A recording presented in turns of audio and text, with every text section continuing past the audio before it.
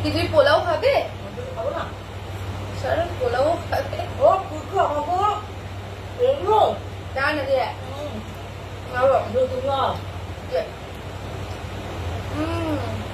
এটা খেতে যতটা টেস্টি না ততটাই এটার পিছনে খরচা। খরচা লেবার লেবার কম আছে। কাশ আমার বাড়িতেও শুকনো ফুটে দেওয়ার জন্য কেউ থাকতো। হ্যাঁ হ্যাঁ, মেন কিন্তু কষ্ট হলো তাই রান্নাতে কোনো কষ্ট হয় না, মানে হাত মানে খুন্তি নাড়াতে কোনো কষ্ট হয় না। মেন হলো রান্না করতে আমি রোল খাওয়া উচিত না সকাল সকাল, বাট স্টিল মামা যখন এনেছে খাওয়া হচ্ছে না, খেয়ে নষ্ট করবো না, অল্প একটু খাচ্ছি। সেদিনকেও রাতে খাইনি।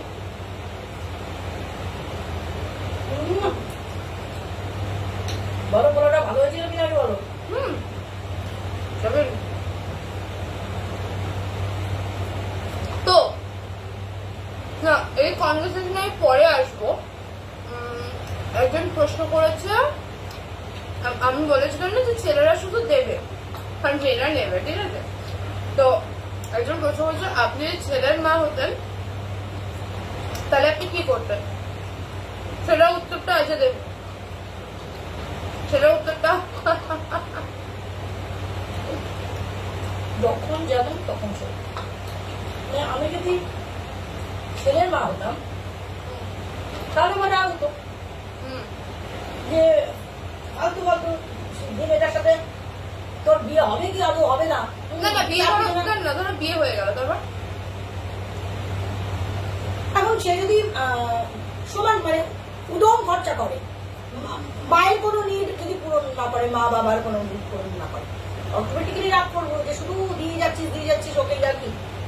সেটা অবশ্যই মানে গার্লফ্রেন্ডের ক্ষেত্রে একরকম যে দেবো না, কেন এত খরচা করবি, আদৌ তোর সাথে ওর কিছু হবে কি হবে না জান নেই, ঠিক আদৌ অত বর্ষা খরচা করবি না। বউ হয়ে গেল, বউ হয়ে গেল। বলো আনবায়াসলি বলো, তোমার যদি আমার জায়গাটা ছেলে থাকতো তাহলে কি করতাম? আমি আনবায়াসলি হয়ে বলছি,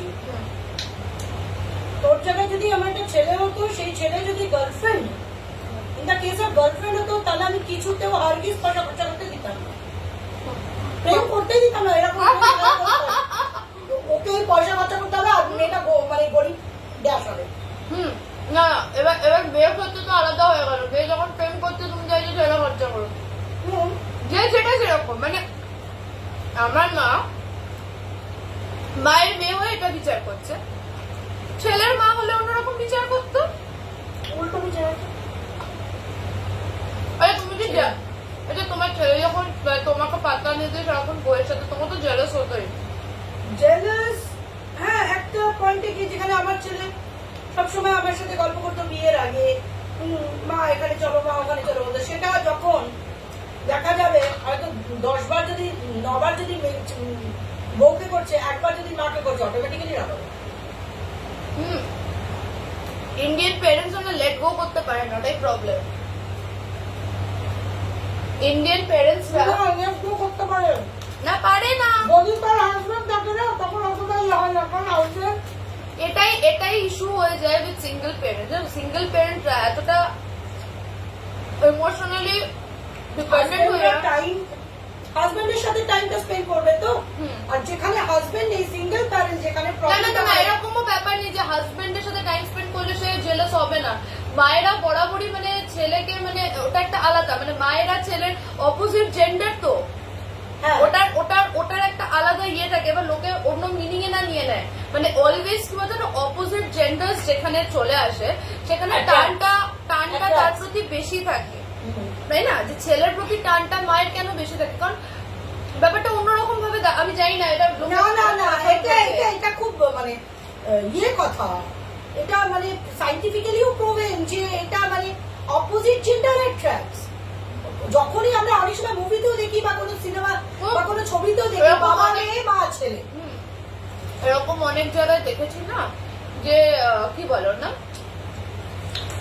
বর আছে, মানে হাজবেন্ড ওয়াইফ রয়েছে, তাও ছেলেকে ছাড়তে চাইছে না, মানে ছেলেকে আগলে রাখবে। তো এটা একটা বিষয় তো থাকে। ছেলেকে আগলে লাগবে মানে ছেলের যেহেতু অ্যাকচুয়ালি এটাই, হ্যাঁ, মারা ছেলেদের প্রতি এতটা বেশি ইয়ে হয় যে সাধারণত ছেলেকে পুরোপুরি বউয়ের মধ্যে দিতে চায় না। এটা খুব কম সম্ভব, যদি কেউ, আমি জানি না কে একমত হবে আমার সাথে, খুব রেয়ার যে না ছেলে ওরা বইয়ের পিছনে খরচাই করে যায়, তাহলে তা তো রণক্ষেত্র বেঁধে যাবে নাকি? এই ক্ষেত্রে ছেলেদের সত্যি খুব চাপ সান্ডউইচ হয়ে যায়। হ্যাঁ, কিন্তু যারা মেয়ের মা, মেয়ের মার ক্ষেত্রে মেয়ের মারা চাইতে তার জামাইয়ের সাথে তার মেয়ের একটা মানে জামাই যত তার মেয়েকে দেবে। ও তাহলে জামাইকে তোমার ক্যাপচার করে নিতে হবে, তাই তো? কোনটা?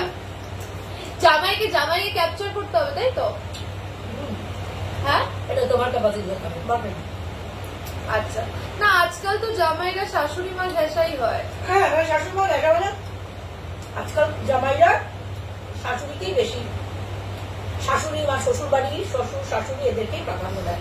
কিন্তু না না, এবার দেখো যেখানে, এবার এটা আমি পুরোপুরি ইয়ে করবো না। এবার যাদের ধরো যে শ্বশুর শাশুড়ি রয়েছে তারা স্ট্রং রয়েছে, ঠিক আছে, তারপরেও তাদের কাছে এসে বসে থাকার তো কোনো মানে হয় না। হচ্ছে তো সেটা তো আমাদের চোখের সামনে প্রচুর দেখা যায়। আমাদের ক্ষেত্রে কি তুমি একা, তুমি উইক, আমার জন্য তো এটা খুবই জিনিসটা মানে তোমার জন্য জিনিসটা পেয়ার, কারণ তোমার একটা সাপোর্ট দরকার। যেরকম আমাদের পাড়ায় যে বাসু কাকু, তো বাসু কাকুর বউ মানে কাকি জেঠি একা, তো সেখানে মেয়ে সেখানে রয়েছে, সেটা আলাদা বিষয়। এখানেই বাড়ি করলো, মেয়ে শ্বশুর বাড়ির জমিতেই, মানে মেয়ে তার বাবার জমিতেই বাড়ি করলো, তার সুন্দর মানুষ রয়েছে।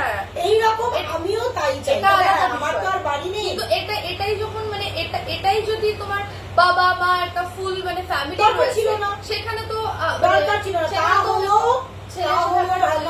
কিন্তু আজকের ডেটে এটা উল্টে গেছে, মানে ছেলেরা নিজের বাড়ি ছেড়ে এসে এখানেই রয়েছে, মানে যেখানে শ্বশুর শাশুড়ি রীতিমতো স্ট্রং, কর্মঠ, মোটামুটি ভালো ইনকাম করছে, তারপরেও তারা এখানেই রয়ে গেছে। সিঙ্গেল পেরেন্টস এর ব্যাপারটা আমি বুঝতে পারি, ওরা বেশি ভালনারেবল হয়, ওরা বেশি ফ্রেজাইল থাকে, ওরা ইমোশনালি খুব ইয়ে থাকে। কিন্তু আই ডোন্ট থিঙ্ক যাদের বাবা মা দুজনেই মানে স্ট্রংলি প্রেজেন্ট আছে সেখানে দরকার নেই। তো যাই হোক, পয়েন্ট ইজ যে মানে যে জায়গায় সে সেই জায়গা থেকে চিন্তা করছে। যেহেতু মায়ের মানে মেয়ের মা, যেহেতু মেয়ের মায়ের পয়েন্ট অফ ভিউ থেকে বলছে, যদি ছেলের মা হতো তাহলে ছেলের মায়ের পয়েন্ট অফ ভিউ থেকে ওরকমই বলতো, জিনিসটা উল্টে যেত, আর কিচ্ছু না।